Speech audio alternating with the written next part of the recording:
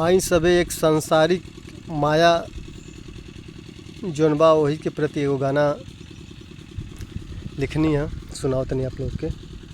अच्छा लगी तो प्यार आशीर्वाद दिहल जाई। जय माता दी, हर हर महादेव। जय माता दी। हो लोगो लइका और मेहरारू,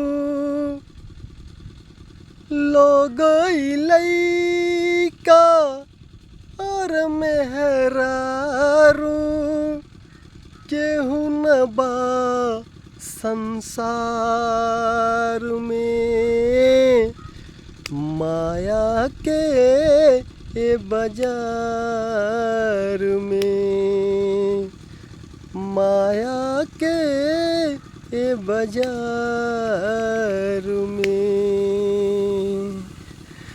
हो एक दिन ऐसन आई समैया, हंस अकेले उड़ जाई,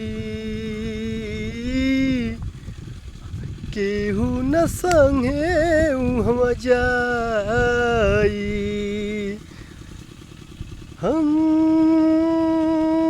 एक दिन ऐसन आई समैया, हंस अकेले उड़ जाई,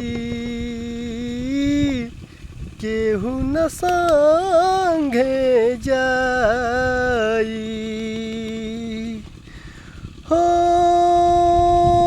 लोगो लइका और मेहरारू, केहू न बा संसार में माया के बाजार में, माया के बाजार में।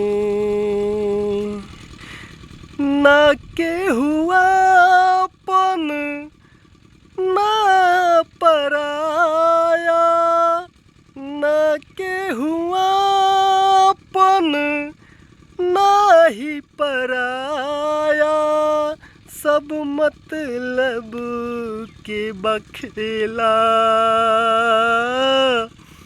सब मतलब के बखेला। केहू नयापन नहीं पराया, सब मतलब के बखेला। लागल बैसन मेला, लागल बमाया के मेला। अच्छा लगल होखे तो प्यार आशीर्वाद दिहल जाई। जय माता दी, हर हर महादेव। जय जय श्री शंभू।